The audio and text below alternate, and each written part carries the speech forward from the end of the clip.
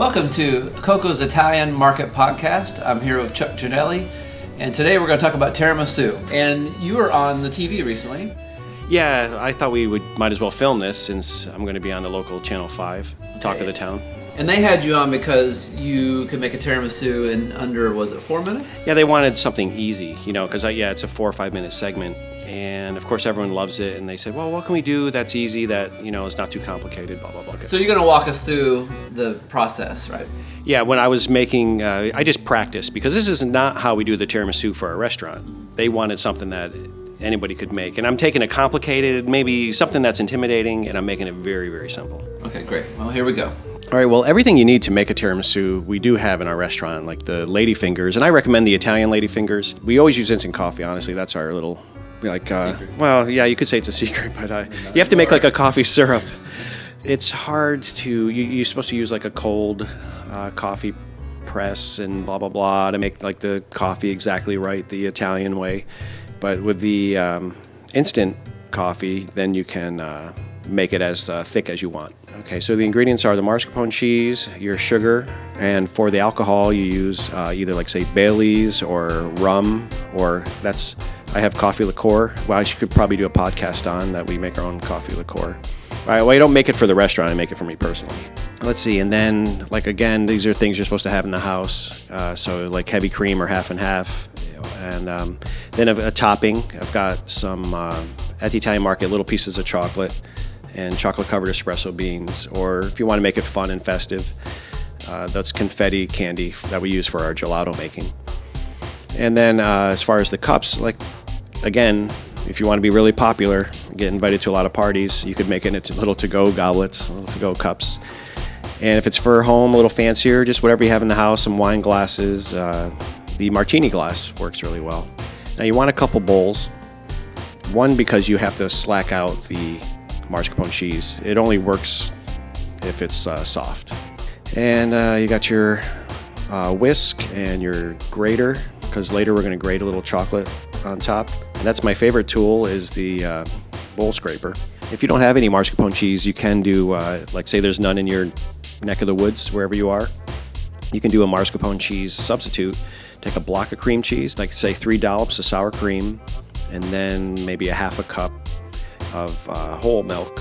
If you have, I'm guessing everyone has whole milk, or half and half would be better, or heavy whipping cream. And go ahead and hit that with a blender, and it'll give you something that's similar to mascarpone. Again, it'll have no taste, it's just the carrier, and there's your mascarpone substitute. First thing you do is slack out the mascarpone cheese, because you need it to be, you want it the right temperature, because as you'll see later, it'll be easier to work with. To get it to get softer a little quicker, go ahead and spread it out across the bowl, and you just leave it out on the table. And again, mascarpone has no flavor. Like I said, it's just a consistency and a carrier for whatever ingredients you want to add to it. In the meantime, while that's slacking out, go ahead and make your coffee syrup. And that's just done, kind of make it to the consistency almost of maple syrup. And this one, there is no sugar, because you just want straight coffee. And here you can see that it's kind of thick. And set that off to the side. You don't want it to be runny in this situation either. Next, we're going to add 7 heaping tablespoons of sugar.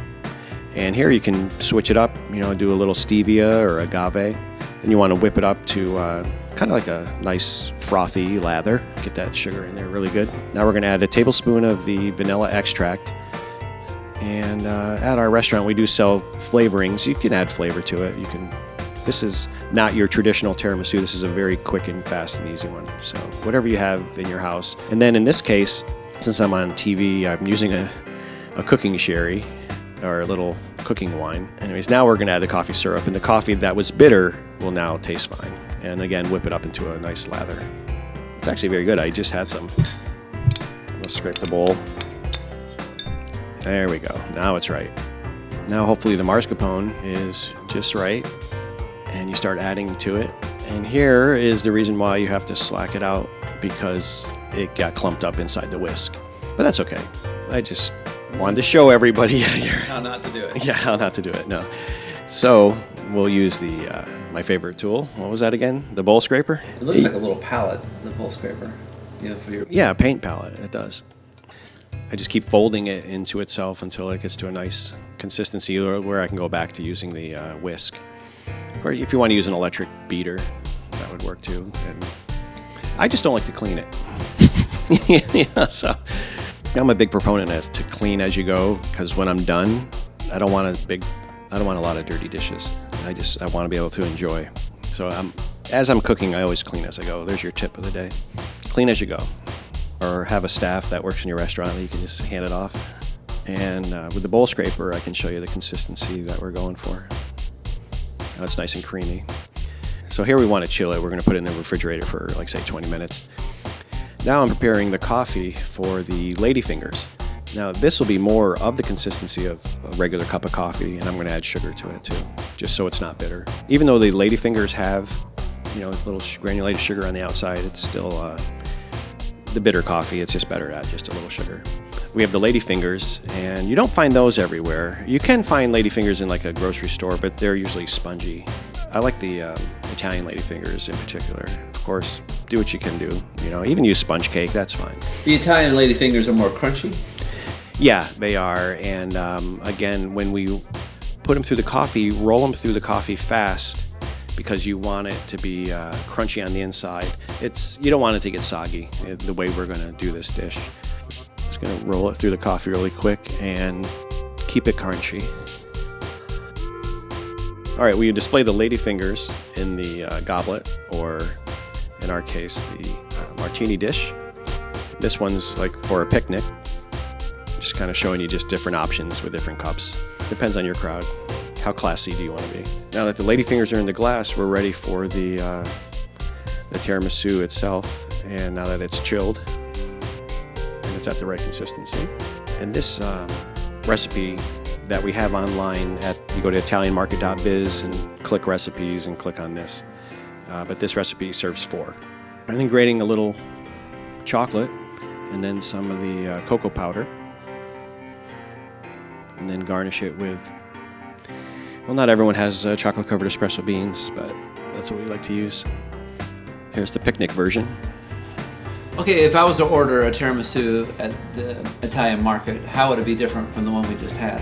Well, our tiramisu in the market is done in layers. So same ingredients, same principle, except that we add an egg, and it's a little different, actually, a little tastier. Our goal today was to get you to do this right now with ingredients you have in your house right now.